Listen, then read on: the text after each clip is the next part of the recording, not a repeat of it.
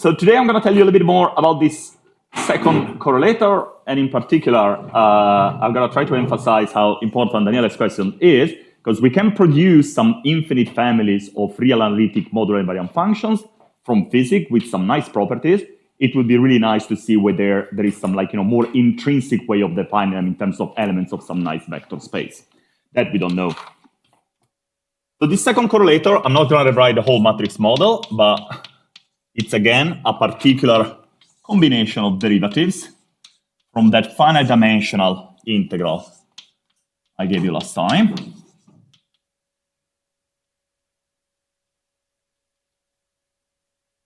And again, from the point of view of n equal to 4, what this produces for you, it produces yet another 4-point functions of 4 scalar operators integrated against a different measure. So from the matrix model, we can find that this real analytic modular invariant function, sorry, let me rewrite it again. This is a consequence of electromagnetic duality. This function should be invariant under SL to Z transformations.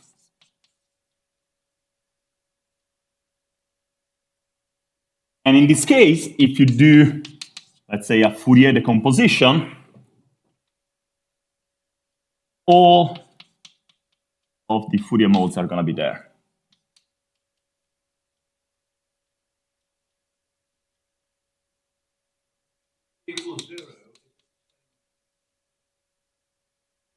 No, they're new. They're new. Yeah. I'm going to write some. Yeah. No, this is generally a new type of function. It's not that you are just taking the old one and adding some QQ bar terms. Yeah. So from a physics point of view, you get, as you would normally expect in a generic observable, to get contribution from perturbation theory, instanton, anti-instantons, and an infinite tower of instanton, anti-instantons.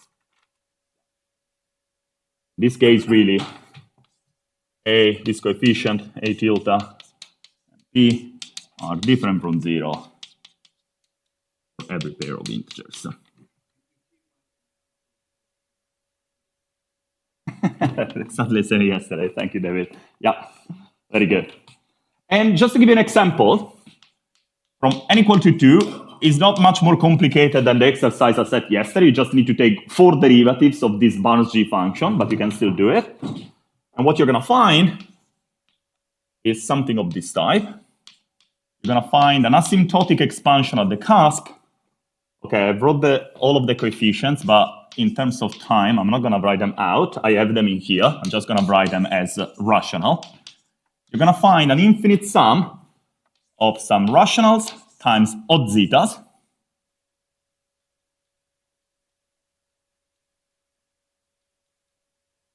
But you also now find an infinite sum of products of odd zetas.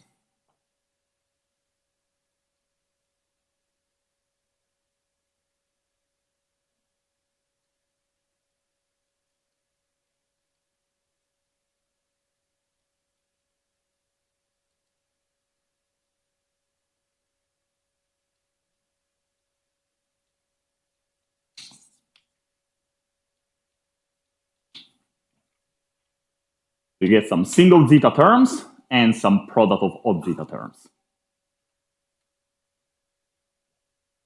If you want to be fancy, you can say that you're finding single value zeta value of depth at most 2. And the same is true, so the rationals, they depend on this number of colors n. The situation becomes technically more challenging for n higher, but the structure is still the same. And so the question is, what type of real analytic function, what type of family of real analytic functions have this sort of asymptotic expansions at the cusp, where you only find zeta values of depth at most 2? And again, although it's more complicated, you can get similar expressions for NP different from 0. You need to put this in the class of partition functions, and over there, they're really different from the first integrated correlator. So we don't really know what are the defining properties of this family of H and tau. For n equal to 2, I can actually give you analytically all of these coefficients in here expanded at the cusp. But the question is, for example, does this come from a lattice sum? We don't know. Is it defined in some vector space of real analytic modular functions? We don't really know that. Yeah. Again, sorry? Oh, define, very good. Yeah, defining. Is that a Y or an I? Good. So we tried to get a handle on this object, so we don't really have a lot of concrete results at finite n, but we kind of try to repeat the story as for the first integrated correlator. So for the first integrated correlator, we found a lattice sum. It was not too complicated. It was a lattice, it was an integral, a one-dimensional integral of some rational function times an indefinite theta series.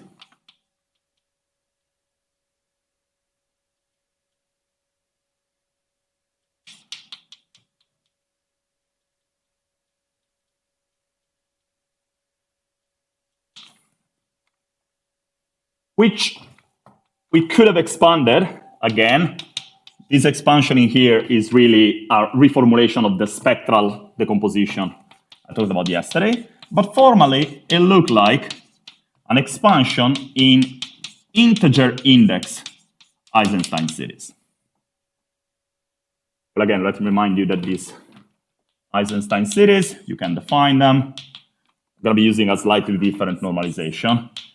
They are given by lattice sums.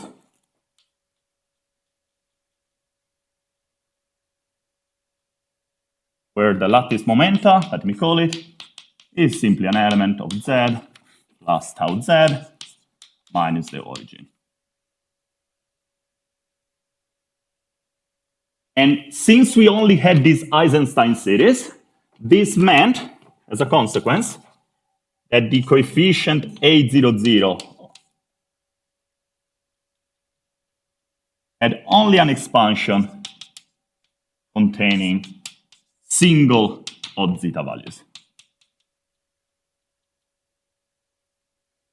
Note also for the experts in the audience, so in here, these zeta values, they come from an Eisenstein series, so the index of the zeta is related to the power of tau 2. The single zeta values appearing over there, that's not a typo. The index are not lined up in the same way. So the single zeta values over there most definitely will not come from Eisenstein series. They come from something else. But then, at infinite n instead, so this, remember, this is not a power series, it's a formal expansion of the spectral integral.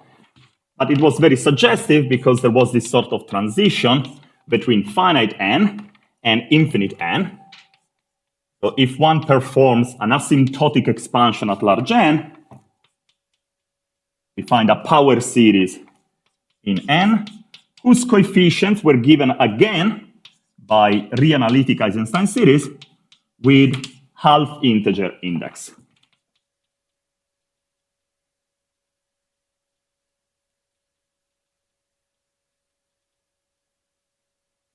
So based on the result from the first integrated correlator, we tried to see whether it was possible to construct something similar for the second integrated correlator.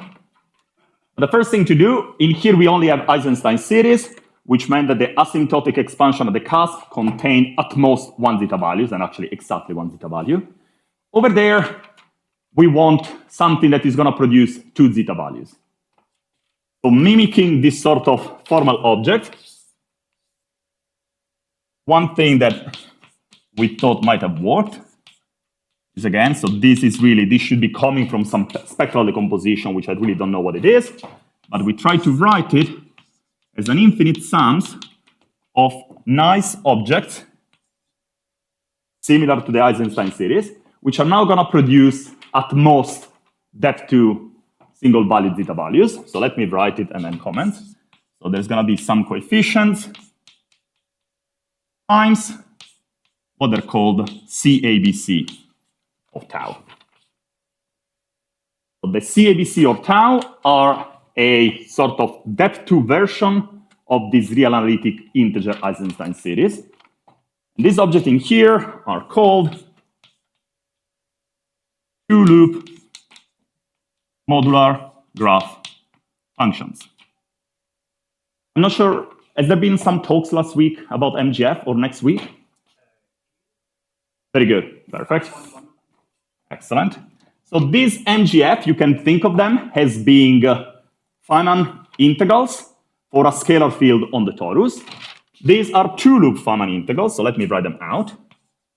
A, B, C, so in here, A, B, C are integers greater or equal than 2. And C, A, B, C is given, the Eisenstein series is given by a sum over 1 lattice momenta. In here, you need to put 2 lattice momenta. I'm going to write it as actually 3 lattice momenta, P1, P2, P3, in the same lattice lambda prime, a delta that selects only 2 out of the 3, and then we basically mimic this thing. Tau 2 over pi, A plus B plus C, divided by P1 to the 2A, P2 to the 2B, P3 to the 2C.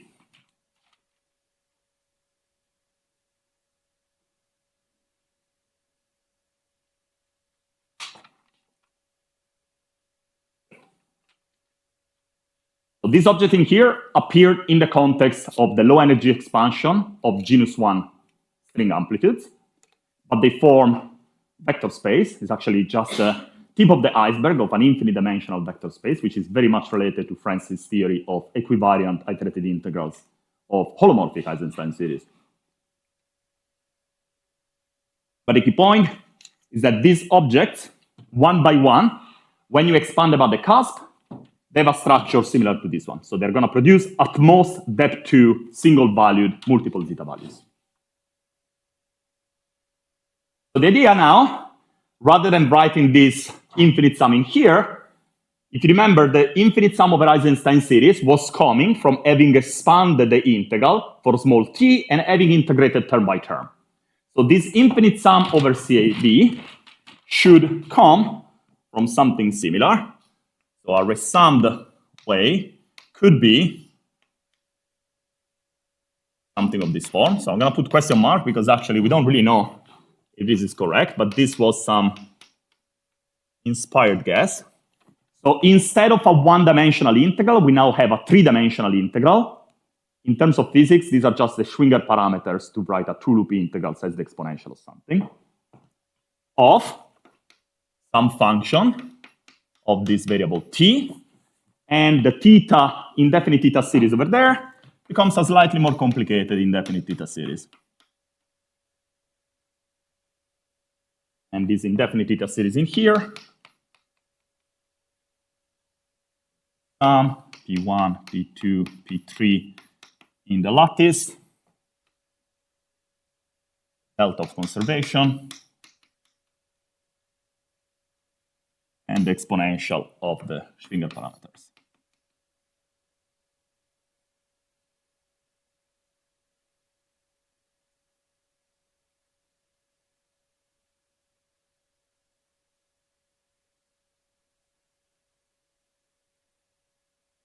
So the problem with this expression is that we don't really know how to evaluate the asymptotic expansion of the cusp. So there is a really nice paper by Eric Docker and Duke. And they focus on the case in which this B tilde is just a monomial, T1 to some power, T2 to some power, T3 to some power. And you try to expand at the cusp, tau 2 goes to infinity, this expression in here. At each intermediate step, you will actually find depth 2 multiple zeta values, not single valued depth 2 multiple zeta values. But when you put everything together, they reduce to only product of 2 odd zetas. So although the lattice sum is particularly nice, it's actually very difficult to do any calculation. So we don't really know how to check this, if this is true or not. So in particular, again, for finite n, we don't really know whether the matrix model defining this quantity in here produces or not a lattice sum. We just see that from the expansion, asymptotic expansion of the cusp, each of these coefficients in here produces at most depth 2 zetas and rationals and depth 1 zetas. That's it. That's the only thing we know. We don't really know if it's a lattice sum or not.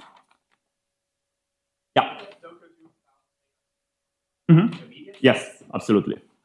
Yeah.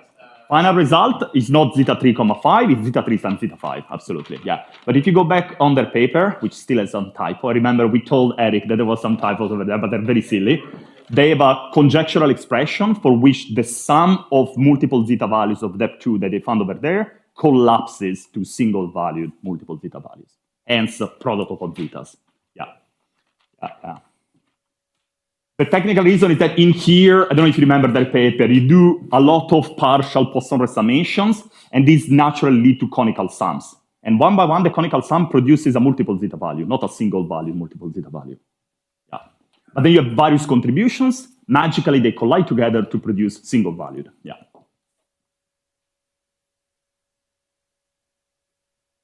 So, yes, please. Could you exclude the appearance? Good. So from the matrix model, yes. Because from the matrix model, we can actually, this is by direct computation. So I fix n equal to 2. I don't believe the story to be that much different from n equal to 3 and 4. So n equal to 2 is just the computation at easiest because I need to do a two-dimensional integral. I compute all those terms, a tilde and p. I can actually give you the analytic expression for any n and p and any coefficient perturbation theory, and you don't see any multiple zeta value. Yeah. I cannot exclude the presence of multiple zeta values from an expression of this form. Yeah. The only thing I'm telling you is that for the case in which B tilde is a monomial, this was done by Docker and Duke, and over there are no multiple zeta values. There are at intermediate steps, but then they magically simplify. Yeah. Yeah. So that Yeah. can just be related to single value. Yeah. It's really Yeah.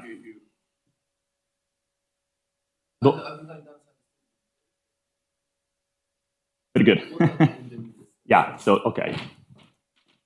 So this Docker and Duke, they studied this object, which is basically the asymptotic expansion of a single CABC.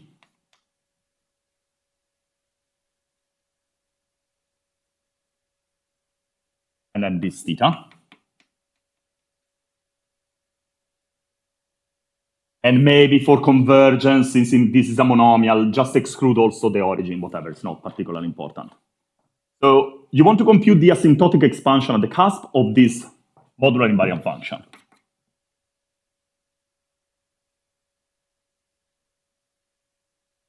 This is literally what I call CABC. Well, modulo, let me call it theta prime.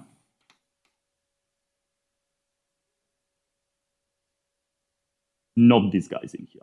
These are two-loop MGF. If you go to higher loop, sure. Federico is the first person to have shown it that if you take whatever, one of these, I forgot what it was, the first one, 511, then you get the zeta 353, yeah. But I'm just saying that if you try to do the calculation a la Docker and Duke, which is not the only way, but it's also the only way I found how to do it, you have to do a lot of Poisson. You see, in here you're summing over 2, 4, 6, minus 2, 4 integers. So there's a lot of sums to do over there. Normally, the way you do it, you do some partial Poisson summation, you try to identify different sectors, and you integrate each one of these sectors. But you still need to do these lattice sums. Sector by sector, you will find that there are some coefficients in the asymptotic expansion that look like multiple zeta values. The reason why they look like multiple zeta values is because they're multiple zeta values. But you have more than one. So you always find like, zeta 3,5 plus zeta 5,3. And then that's not a multiple zeta value. But if you do it in this way, which again, I'm not saying is the only one, but it's the only way I know, at each intermediate step, you encounter these multiple zeta values. I'm not saying, so there are there, but you need at higher depth. But this, it could be, I don't know if this was inspired by this first integrated correlator.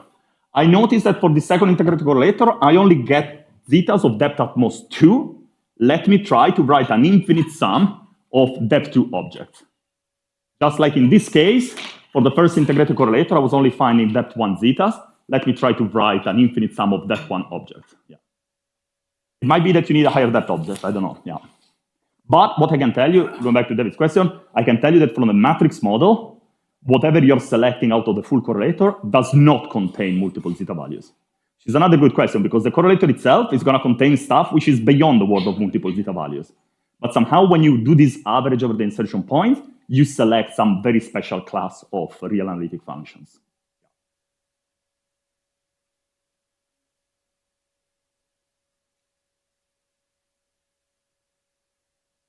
Good question.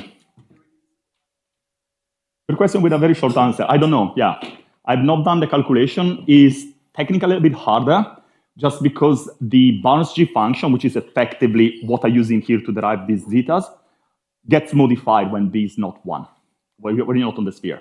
You can do 2, 2, 2, 2. Oh, very good. Nobody has done the calculation microscopically. So yeah, but I think, okay. It depends a little bit on what you want to do. You could do 2, 2, 2, 2 with B different from 1. Okay?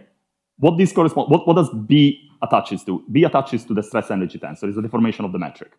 So what you're really doing is 2, 2, 2, 2 with some coherent state built out of the stress energy tensor. It's really some higher point function. But forget what it is microscopically. The question from the matrix model is, I give you the matrix model, the only thing that changes is the one-loop determinant. And the one-loop determinant in that case is not a boundary function anymore, it's one of these upsilon functions.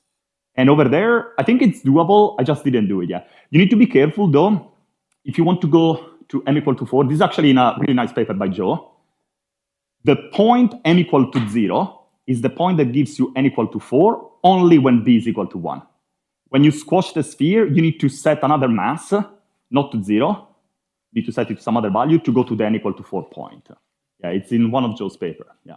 Technically, it's more challenging, but yeah, I've not done that. Yeah, that's a good question. Thank you. Good.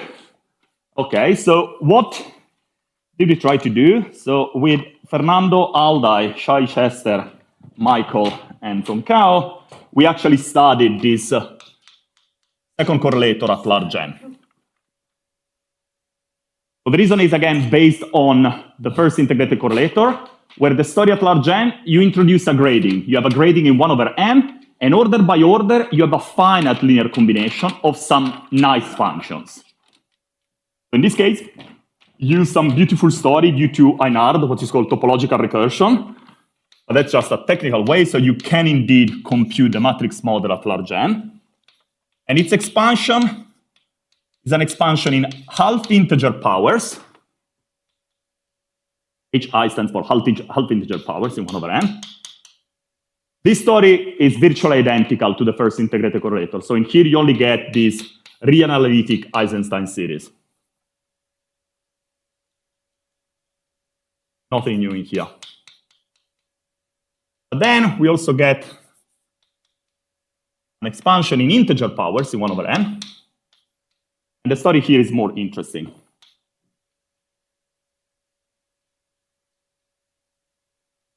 These integer powers in 1 over n give rise to a new class of modular invariant reanalytic functions.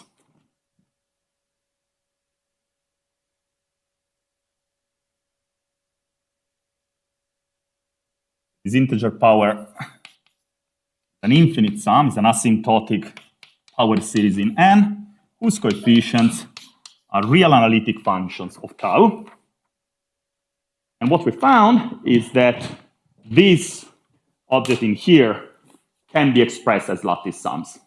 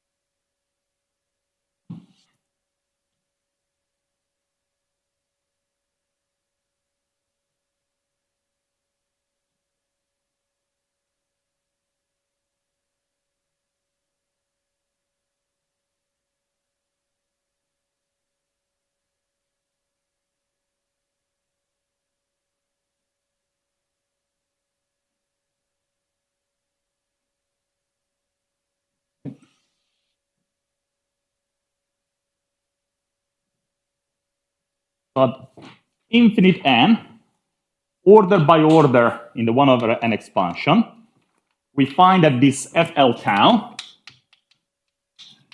can be expressed as rational linear combinations of particular elements in a vector space, which are going to be given by some lattice sum. So let me write them in here. W, I, and J are integers. And let me define this new lattice sum. Epsilon W, I, J as a function of tau is a real analytic function of tau and is given by a three-dimensional integral. Let me write it in comment. It's an integral over R plus times an integral over a fundamental domain, v to the w, aij of rho, gamma to 2, tau, rho, iv, dv over v square, v2 rho over rho 2 squared. So, I need to say a few things. So rho is a complex number that lives in a fundamental domain, not of SL2, but of gamma 02. Gamma 02, I'm not sure if you didn't know, it's another one of these congruent subgroups, A, B, C, D in SL2Z, where C is congruent to 0 mod 2. And this domain here is not too difficult. It's similar to what Samuel has drawn yesterday. It's just a little bit shifted, and it's a little bit bigger.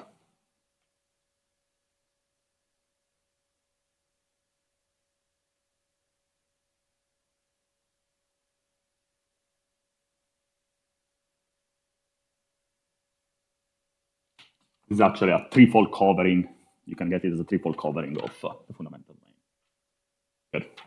So what are these objects? I need to give you a few details. So, okay, V is a real parameter. By the way, this one looks like is actually going to be the theta lift of something. But let's start with the theta. So this object in here, there is a nice parallel. So we don't really know why this appears in here. There is a parallel with closed string partition function, genus 1 partition function, compactified on a T2. So I don't want to give you, I think someone is going to be talking a little bit about moduli spaces.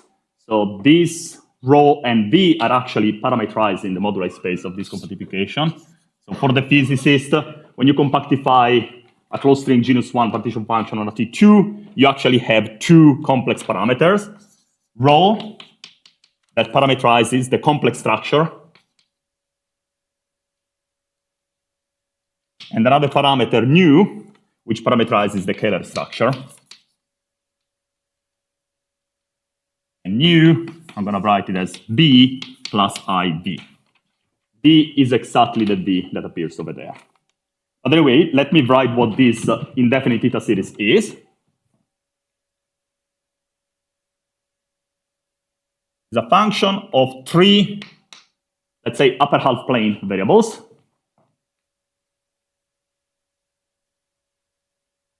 Tau is the only one that's going to survive the integral. Rho in here is over the fundamental domain of gamma 02, and V is the imaginary part of this other variable. But let me write the general gamma 2 is a sum over 4 integers, and M both in Z2, V, the exponential of minus pi over tau 2, M plus N tau, transpose a metric function of rho and V, M plus N tau bar, plus 2 pi I, the determinant of a matrix M, times B, where the matrix M is just a matrix of these integers M and N. And the matrix G is this expression here. B row 2, 1, row 1, row 1, modulus of row 1 square. If you have ever played with string compactifications, this is precisely the partition function of a genus 1 string compactified on a T2. And again, row and nu parameterize the T2 target space.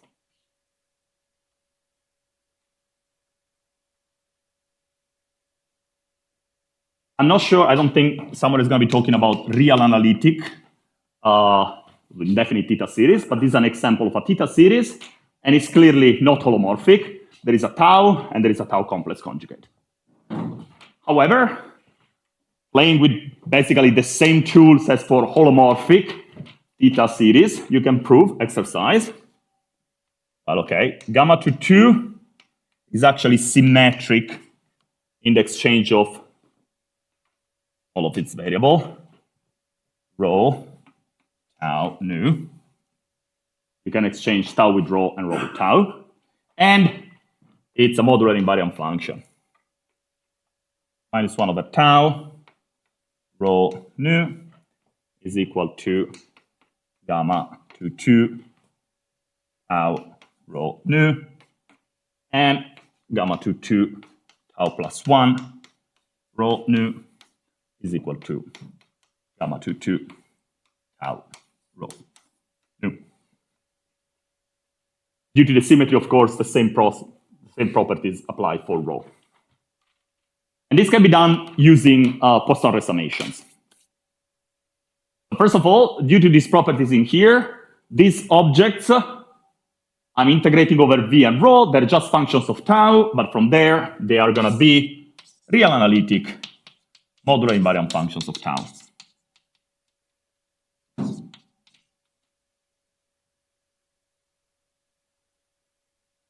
Now, how am I doing with time? Can you remind me again, what time should I be finished? 45? Very good. All right, let me just say a few words. I can say some more details. So these objects in here actually look like a theta lift of sort. But you see in here that something special has happened. Normally, when you do a theta lift of something, you want to integrate over all the complex moduli in here.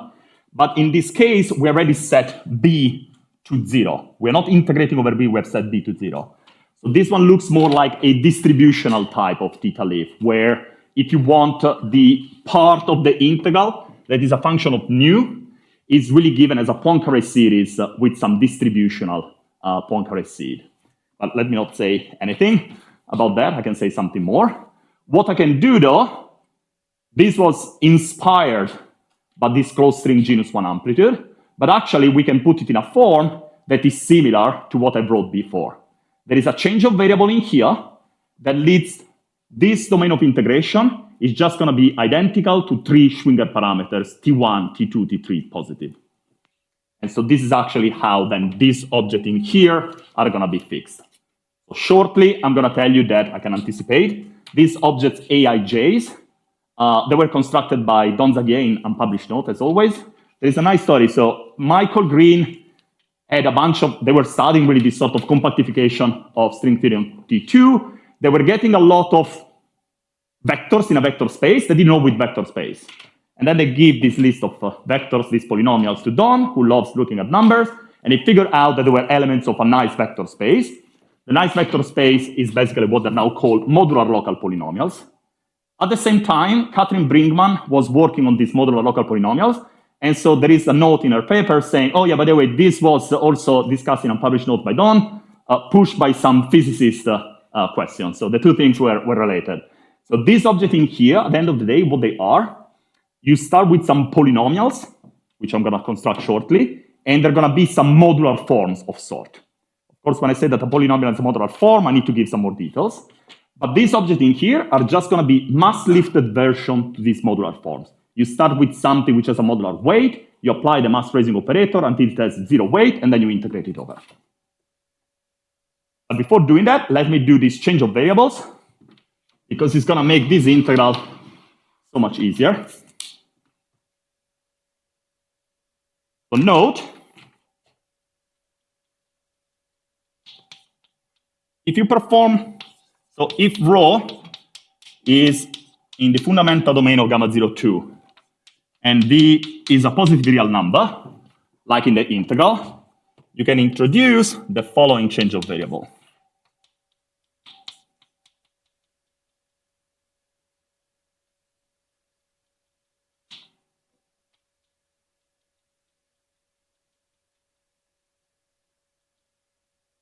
And v of t is the square root of t1, t2 plus t1, t3 plus t2, t3. If you do this change of variable, this domain of integration becomes R3 cubed. And importantly, the gamma 2 function I wrote over there, let me specify directly to the case of interest.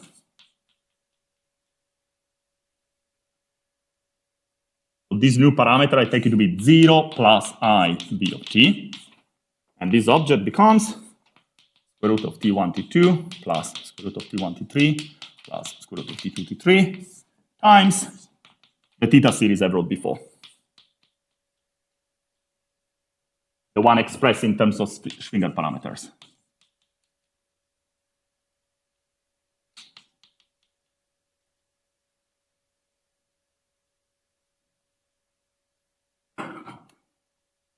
Importantly, in this formulation, the whole integral is invariant under permutations of these three elements.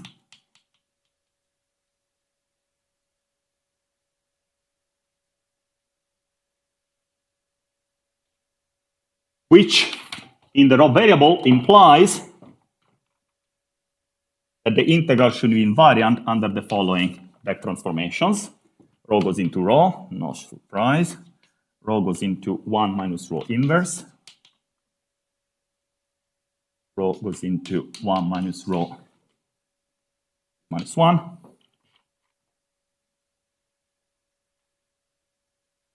Rho goes into 1 minus rho bar.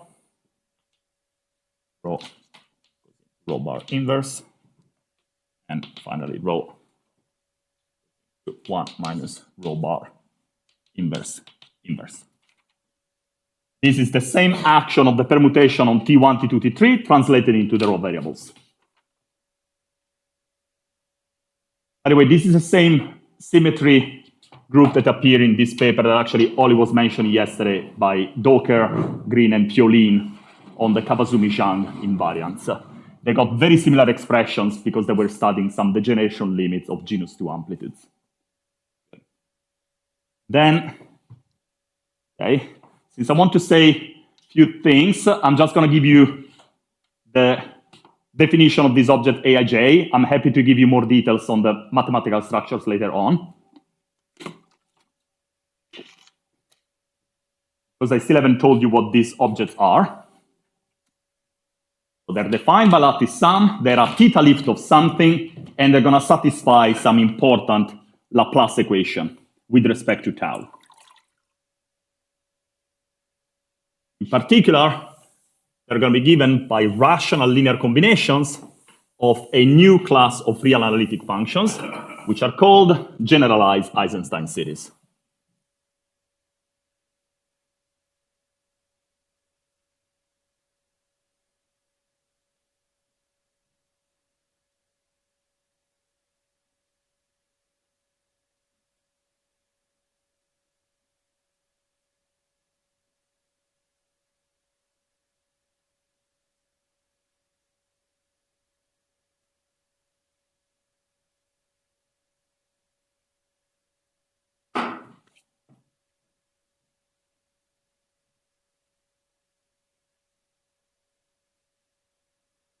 These Aijs are particular examples of what are called local mass forms. The idea is that you start with holomorphic polynomials, u to the I, v to the j, where u is rho squared, 1 minus rho squared, and v is rho squared minus rho plus 1. Sorry, this is Zagier, unpublished, of course, but also Brinkman and Kane. They gave a way more general constructions of these local mass forms. Sorry, I should say the AIJ are particular examples of local mass forms. They're constructed in this way. You start with these holomorphic polynomials.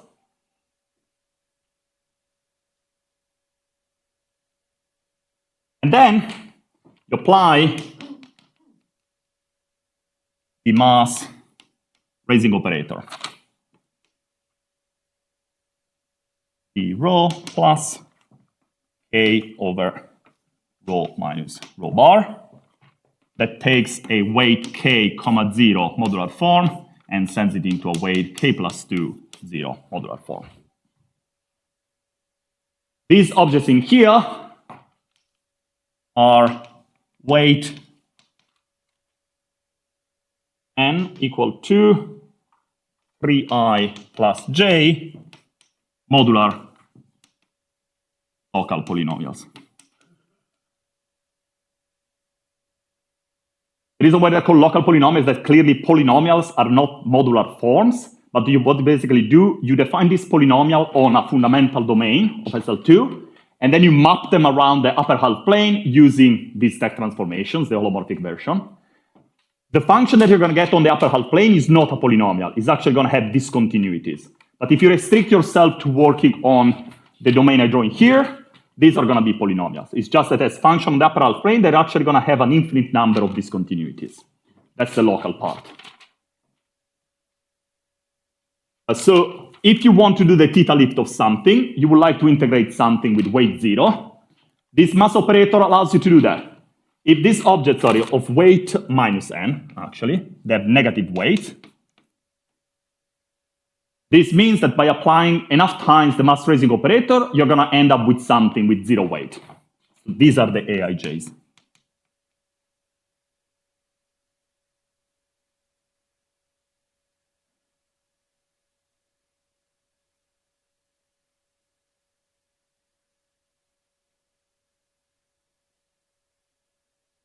As functions of rho, these are real analytic.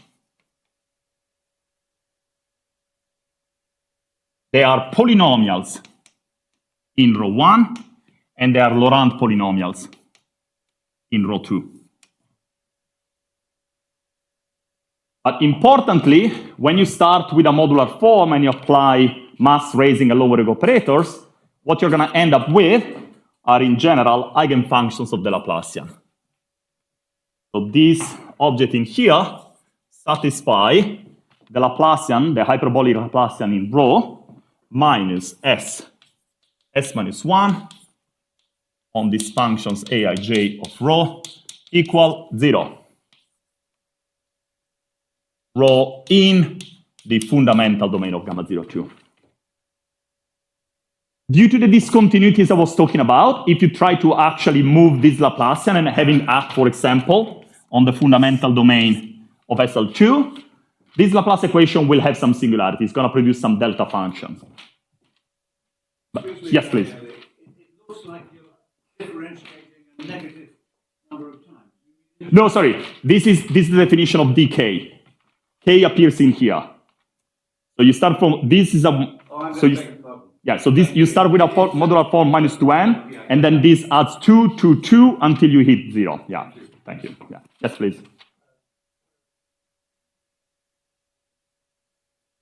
What do you mean by theta?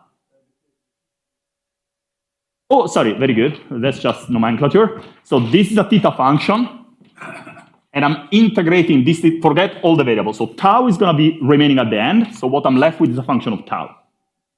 I take this, which has the modular invariant functions of rho, and I multiply by another modular invariant functions of rho, and I integrate over some fundamental domain. Yeah, so this is in general code. There is a much more broader version of this theta lift, but in this case, I just mean you take this theta kernel, if you want, you multiply by a modular invariant functions of rho, and you integrate over a fundamental domain. Just to give you an example, this was in the original paper by Green. I forgot which one was the first one. Maybe Ollie remembers. You remember the first one where they computed V6R4, not the one with Pierre and Stephen, the one where they were using, I think it was maybe Van Hoven Green. Yes, exactly. You're very good with dates. I don't remember dates. Yeah. So they consider this guy in here, over there, and this guy in here is pretty simple. Row 2 plus row 1, 1 minus row 1 plus 1 over 2. So this is a solution to the Laplace equation over there on the fundamental domain. And sorry, I didn't write the eigenvalue, and the eigenvalue is important. The eigenvalue is 3i plus j plus 1 is equal to minus the weight plus 1.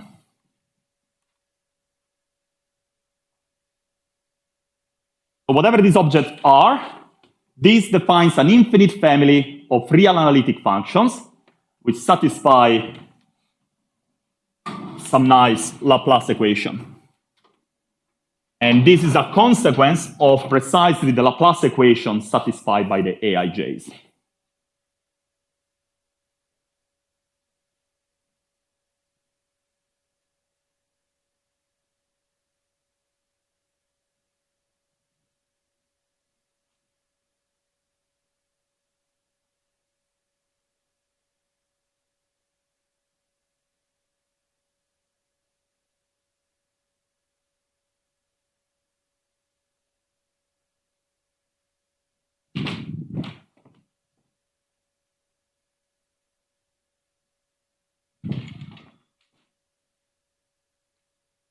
We want to understand what this infinite family of real analytic modular functions actually is. And to do that, we're going to show that they satisfy certain inhomogeneous Laplace eigenvalues equation.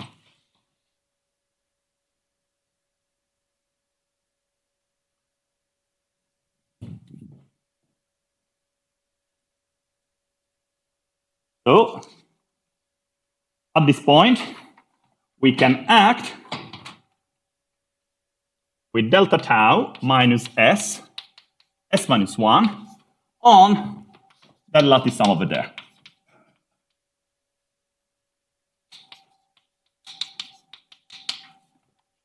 If you see tau, the only dependence from tau is through the indefinite theta series. However, thanks to the properties I gave you before, we can trade the action of dem tau on gamma to 2 by an action with the Laplacian with respect to rho, just because of the symmetry in tau and rho. And then we can integrate by parts, and the Laplacian rho acts on Aij. But the Aij satisfy precisely that equation over there. So the only thing you're going to get in here are boundary terms.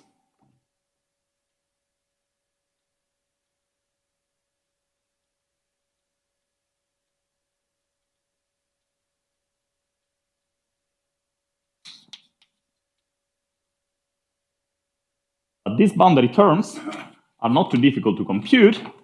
And the nice thing is that when you work at the boundary, the lattice sum over there, which was a very complicated lattice sum, actually splits into the product of two lattice sums. And these boundary terms looks like a finite sum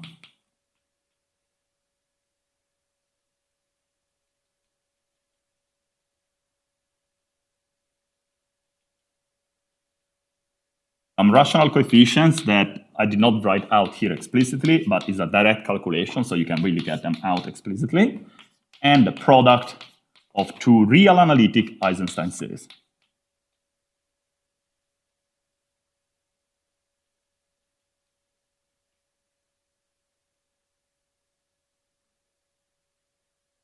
At this point, we see that we are producing a new type of function. A function, let me move it higher. Very good. Type of function that I mentioned before, what is called a generalized Eisenstein series, which is defined as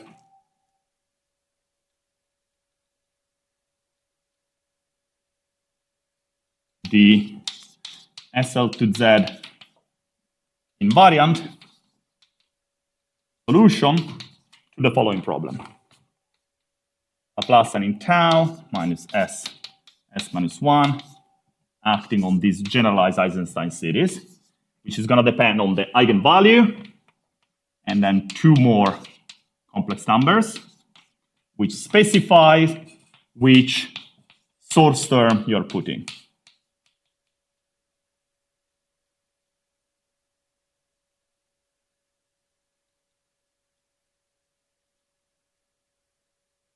Subject to some boundary conditions. You can prove using spectral theory that unless you're very unlucky, for every complex SS1 and S2, this Laplace equation does admit a modular invariant solution. It's a really nice paper by Kim Klinger-Logan.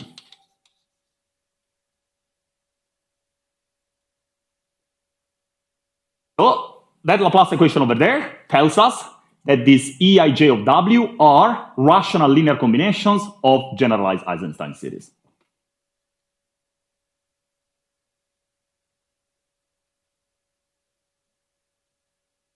Or the Eijw are indeed linear combinations of generalized Eisenstein series with rational coefficients.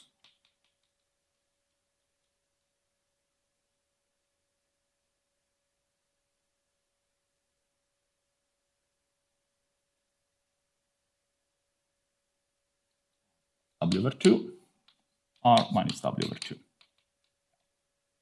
Plus, possibly, of course, there is still the solution to the homogeneous problem, but the homogeneous problem has only one solution, the Eisenstein series.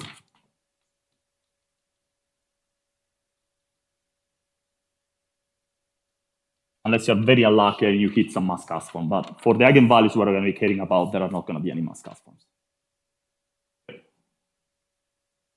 So this lattice sum in here produces some particular linear combinations of generalized Eisenstein series, which I'm now going to try to tell you that they are particularly special.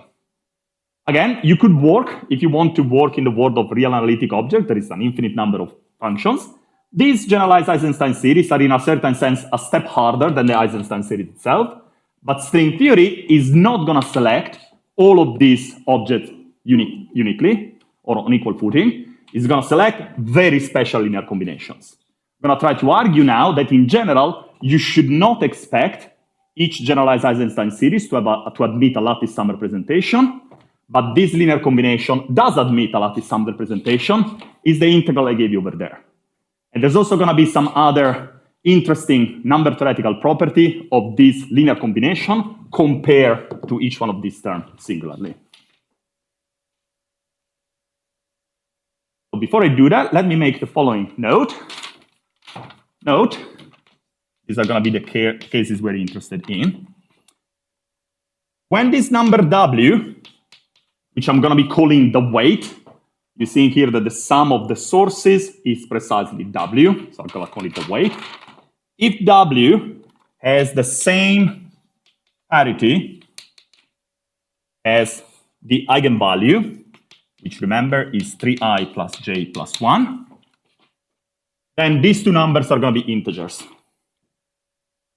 Then only generalized Eisenstein series with integer sources will appear. If instead W has opposite parity, then the sources will both be half integers.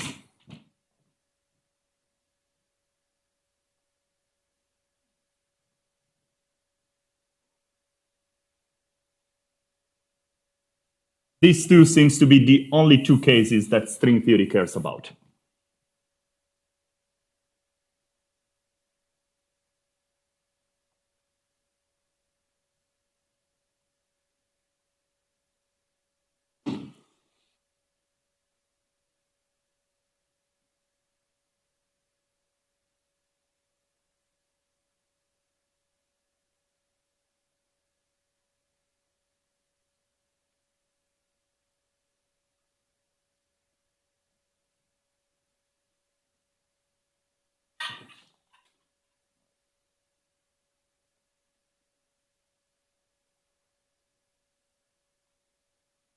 Is 1, is 2, W integer with opposite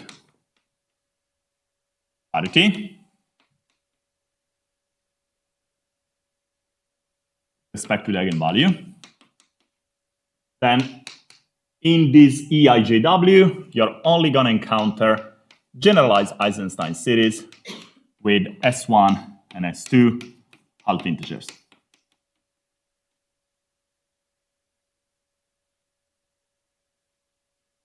At this point, I want to focus a little bit more on this generalized Eisenstein series.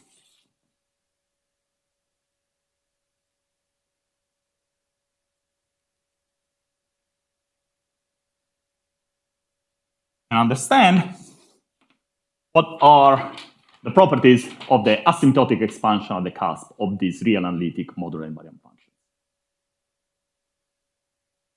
So question? If I'm telling you that I've solved this Laplace equation and I found a modular invariant real analytic function, what are the coefficients of the expansion at the cusp? Let me call them little e and m, L2, Qn, Q bar, m. What type of periods do we get in here? This is not known in general, but let me focus on two infinite families of real analytic Eisenstein series, which are precisely going to be related to this case 1 and case 2.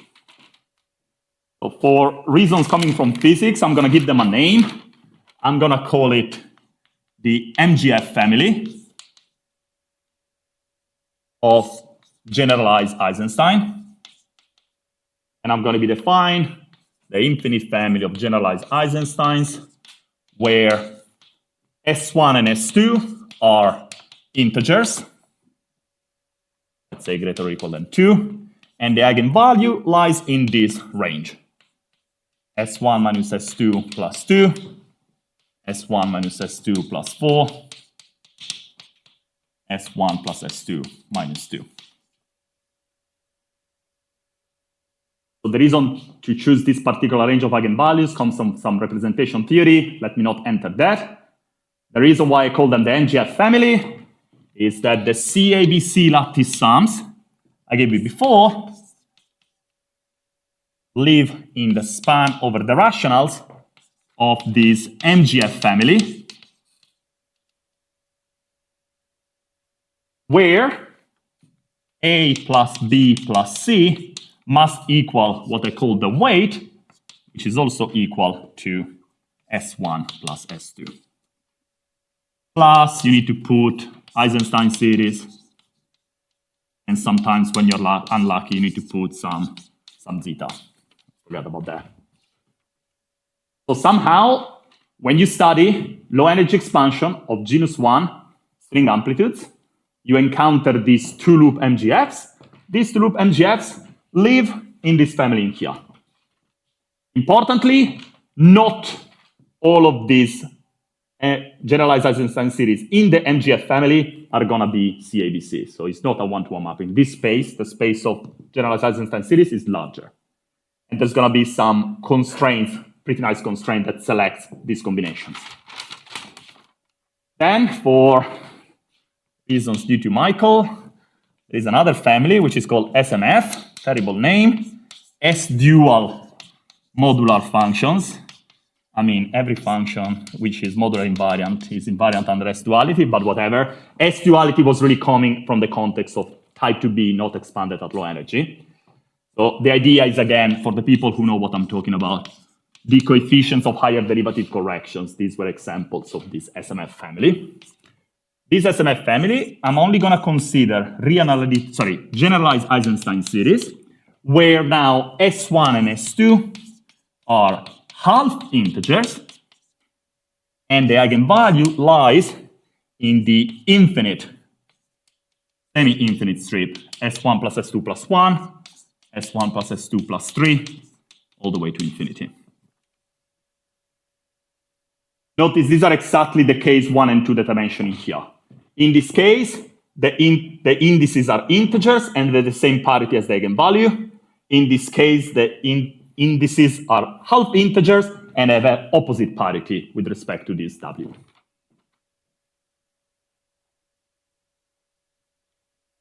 So in these two cases, we can actually find particular solutions to this Laplace equation.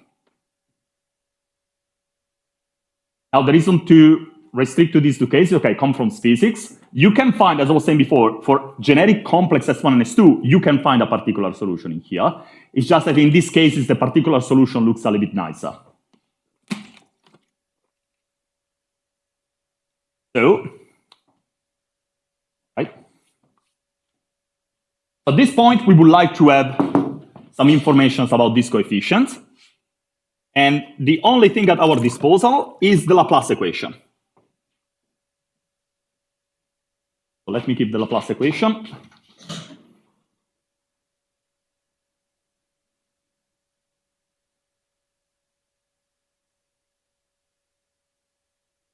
Yes, please. Very good question. Yeah, absolutely. Thank you. Yeah, so I can say a few more details.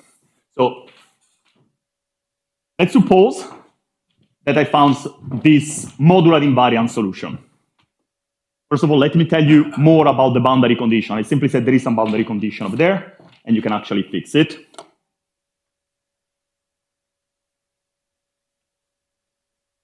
So first of all, let me note that if you're asking for a solution to the homogeneous problem, which is itself modular invariant, then that is necessarily the Eisenstein series ES. Unless, again, there are some special cases where, again, S has real part a half, you live on the critical strip, and there are these mass customs. Notice that the two cases I mentioned over there, they're not in here. We're in the same building. Yes. Yeah. So this generalized Eisenstein series in here, the modular, so whenever I say generalized Eisenstein series, I mean the modular invariant solution to this problem. If you look at the zero mode sector, so what I call E00 of tau 2, this term in here will also have two terms, tau 2 to the S, tau 2 to the 1 minus S, which are the two solutions to the homogeneous problem over there. Del tau is equal to tau 2 squared, d tau 1 squared plus d tau 2 squared. Since in here I'm working with the 0,0 part, there is no tau 1 dependence, so this term drops, and these two powers are the homogeneous solution to that problem. The real analytic Eisenstein series, sorry, the generalized Eisenstein series is defined as the modular invariant solution to this problem with this coefficient set to 0. This coefficient that is fixed by modularity with something. At this point, once you have found this solution, I can always add my favorite multiple of the generalized Eisenstein, sorry, of the Eisenstein series ES tau. This is modular invariant, this is modular invariant, and they both solve the problem. And this guy in here, in the zero sector, contains precisely these two terms. So you see, I choose to define the generalized Eisenstein series as the solution, modular invariant, without this guy. I can add an homogeneous solution to reintroduce this term in here. Again, if you were unlucky, and S takes the form a half plus I Tn, one of the objects where Tn are one of these sporadic numbers I mentioned yesterday, there is another homogeneous solution, which is modular invariant, which is one of these mass cusp-forms. And that would not affect the zero mode. Remember, the mass cusp-forms are exponentially suppressed at the cusp. But again, in those two families, the real part of S is, well, sorry, S is never imaginary. It's either positive integer or, sorry, in both cases, it's positive integer. Yeah.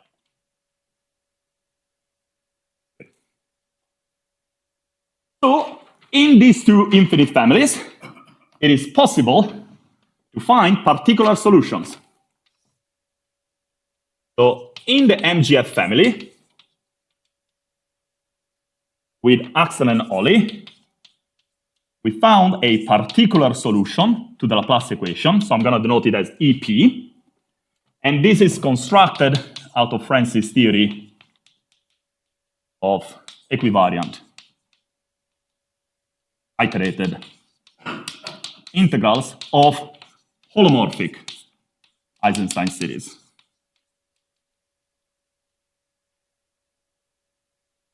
I don't want to enter the details, but you can use this theory here to construct a particular solution to the problem. In the SMF family, Kim Klinger-Logan and Ksenia Fedosova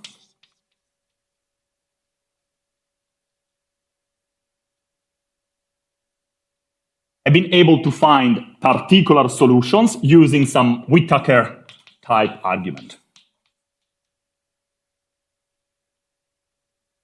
So in these two cases, we know how to find particular solutions. The key point is that in both cases,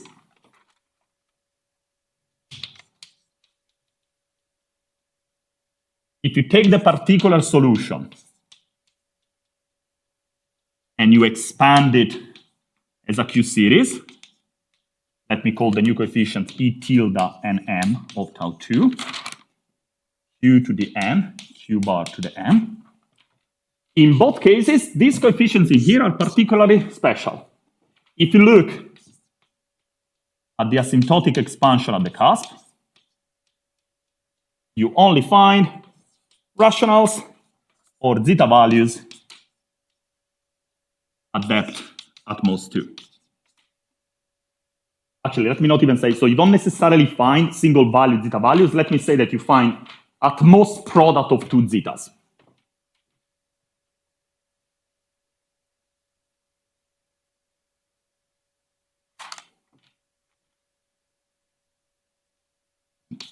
Products of at most 2 zetas.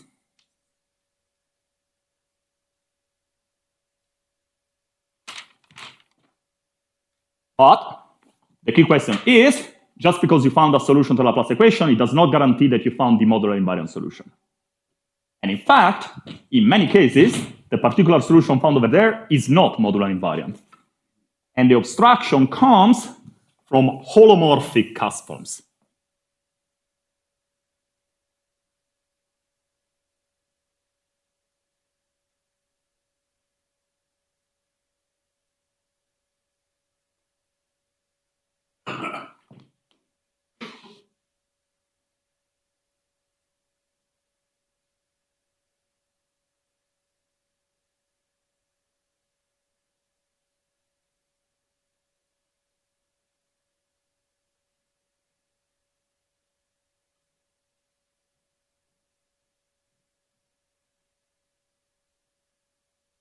Question: does the generalized Eisenstein series equal the particular solution constructed using those methods over there? The answer depends. When the eigenvalue S is such that the dimension of the vector space, this is the vector space of holomorphic cusp forms with respect to SL to Z of weight 2S, twice the eigenvalue. If there are none, then yes. But when the dimension is non-zero, then the answer is no. The particular solution found, whose coefficients were nice numbers, is not modular invariant. You need to add something. But I mean, we know what we need to add. We need to add a solution to the homogeneous problem. This means that in this case, the generalized Eisenstein series must be equal to the particular solution plus, this is what we have conjectured, a sum over all the Hecke normalized, the Hecke eigenfunctions, some coefficients, that depends on the eigenvalue, the indices, and a solution to the homogeneous problem, H delta tau. What is this solution to the homogeneous problem? Is an Eichler integral of the Caspon delta. Tau 2 to the 1 minus s, integral between tau and I infinity, tau minus tau prime, s minus 1, tau bar minus tau prime, the s minus 1, delta of tau prime, d tau prime, plus the complex conjugate.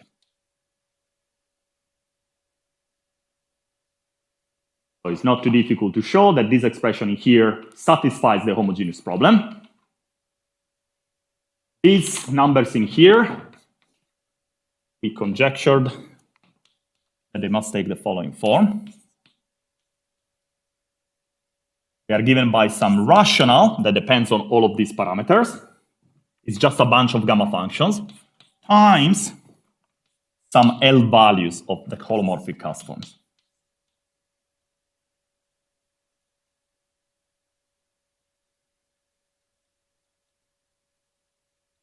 Is the product of two completed L values divided by the Peterson norm of the Caspon delta.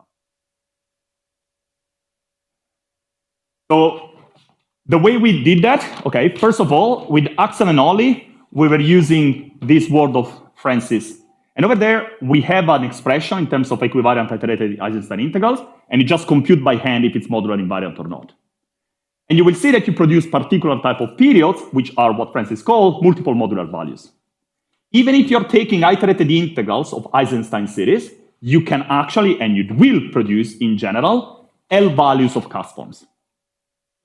Yeah. Yes, exactly. Very good. Yeah, thank you.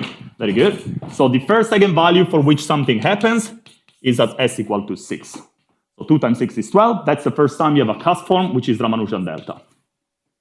And in these families I was mentioning about, there are, in the MGF family, there are 4 such guys. The sources can be, no, 4, 2. 6, 2. Oh my God. 5, 2. No, it has to be even. G4, G10, yeah. No, it's not G4, G10, it's G4, G12. Yeah, 2, 6. Yeah. The first even, yeah, sorry. Yeah, let me not talk about the odd ones. Very good. So you have these 3 objects.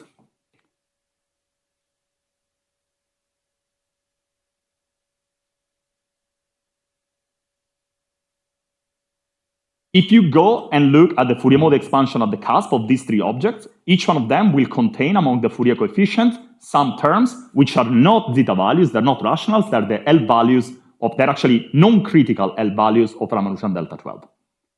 If I remember correctly, it's maybe the value at 12, even, or maybe 13, one of the 2. 13, right? Yeah, very good. So you get some non-critical L values. Now, what string theory selects for you is not this one, is not this one, is not this one, are 2 linear combinations of these 3 guys for which these L values drop out. Now, the reason why, with Axel and Ollie, we did not compute this particular solution by hand. We just took this word of Francis and computed the failure of modularity, these cocycles. The cocycles are dictated by these Eichler integrals. But in this conjecture was actually based on a beautiful result by Klinger-Logan, Fedosova, and Danilo-Radchenko, who studied certain convolution identities for divisor sigmas. And again, it's not unthinkable to believe that there must be some divisor sigma appearing. Those Eisenstein series over there, the Fourier coefficient, contain divisor sigmas.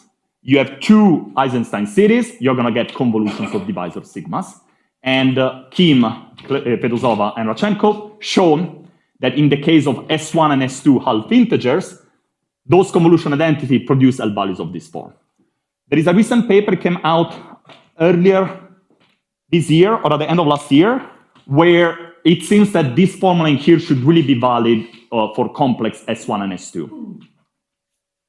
But let me conclude, so I want to mention this thing. Can I take 2 minutes, or I have one, yeah, I'm not gonna do it in 1 minute. All right, then I have the Q&A or problem session later, right? The only thing I want to do later, I actually want to show you what I was saying in here. The form of these coefficients is actually fairly easy to see that the combinations selected by these EIJs, if you check